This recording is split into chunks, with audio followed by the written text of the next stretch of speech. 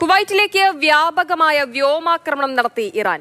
ഡ്രോണുകളും മിസൈലുകളും ഉപയോഗിച്ചുള്ള ആക്രമണത്തിൽ വൈദ്യുതി നിലയവും കുടിവെള്ള ശുദ്ധീകരണ കേന്ദ്രവും തകർത്തു. നിരവധി പേർക്കാണ് ആക്രമണങ്ങളിൽ പരിക്കേറ്റത്. ബഹ്റൈൻ, ജോർദാൻ എന്നിവിടങ്ങളിലേക്കും ഇറാനിൽ നിന്ന് ശക്തമായ ആക്രമണമുണ്ടായി. അമേരിക്കയുമായി ഉണ്ടാക്കിയ വെടിനിർത്തൽ കരാർ റദ്ദാക്കിയെന്ന് ഇറാൻ പ്രഖ്യാപിച്ചു. ദുബായിൽ നിന്ന് സുരേഷ് വെള്ളിമുറ്റം തയ്യാറാക്കിയ റിപ്പോർട്ട് കാണാം.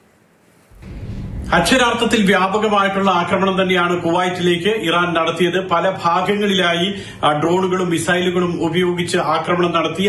ആൾതാമസമുള്ള അല്ലെങ്കിൽ ആൾത്തിരക്കുള്ള ഭാഗങ്ങളിലേക്ക് മിസൈൽ അവശിഷ്ടങ്ങൾ വന്നു വീഴുന്ന സാഹചര്യമുണ്ടായി.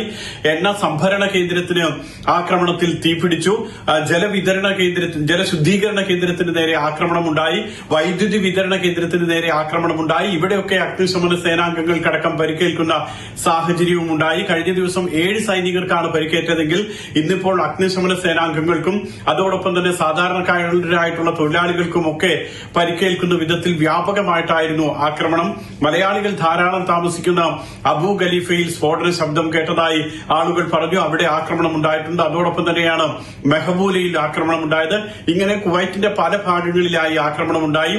അതോടൊപ്പം തന്നെ ഈ വിമാന സർവീസുകൾ കുറെ സമയം തടസ്സപ്പെടുന്ന സാഹചര്യങ്ങളുമൊക്കെ രാജ്യത്തുണ്ടായി. വലിയ വിമർശനം ഇത്തരത്തിലുള്ള ആക്രമണത്തിനെതിരെ ഗൾഫ് രാജ്യങ്ങളിൽ നിന്നും ഉയരുന്നുണ്ട്. മറ്റു പ്രധാന ആക്രമണം ഉണ്ടായത് ബഹ്റൈനിലാണ്. വലിയ ആക്രമണം ബഹ്റൈനിൽ ലക്ഷ്യം വെച്ചുകൊണ്ടും ഇറാന്റെ ഭാഗത്തു നിന്നുമുണ്ടായി. കുവൈറ്റിലേക്കും ബഹ്റൈനിലേക്കും വലിയ ആക്രമണം. അതോടൊപ്പം ജോർദാനിലേക്ക് ആക്രമണമുണ്ടായി. ജോർദാനിൽ ഇറാന്റെ ഡ്രോൺ വെടിവെച്ചിട്ടതായി ജോർദാൻ അറിയിക്കുകയും ചെയ്യുന്നുണ്ട്. വ്യാപകമായി ഈ മേഖലകളിലേക്ക് ഇറാനിൽ നിന്നും ആക്രമണം തുടരുന്നുണ്ട്. ഇതോടൊപ്പം തന്നെയാണ് തെക്കൻ ഇറാനിലേക്ക് അമേരിക്കയുടെ ഭാഗത്തു നിന്നും പുലർച്ചെ ആക്രമണമുണ്ടായത്. 5 പാലങ്ങൾ തകർത്തതായി അമേരിക്ക അവകാശപ്പെടുന്നുണ്ട്. അതോടൊപ്പം മറ്റ് പല മേഖലകളിലേക്കും അടിസ്ഥാന സൌകര്യ മേഖലകളിലേക്ക് റോഡുകളൊക്കെ തകർക്കുന്ന വിധത്തിലുള്ള ആക്രമണങ്ങളും ആ മേഖലകളിൽ തുറമുഖ മേഖലയിലൊക്കെ ഉണ്ടായിട്ടുണ്ട്.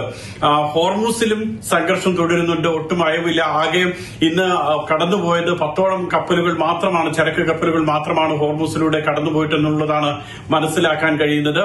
2 ഇന്ധന ടാങ്കറുകൾക്ക് നേരെ ആക്രമണം നടത്തിയതായി ഇറാൻ അവകാശപ്പെടുകയും അമേരിക്ക അത് നിഷേധിക്കുകയും ഒക്കെ ചെയ്യുന്ന സാഹചര്യമുണ്ട്. ഏതായാലും ഹോർമൂസിലും സംഘർഷാവസ്ഥ തുടരുന്നുണ്ട്.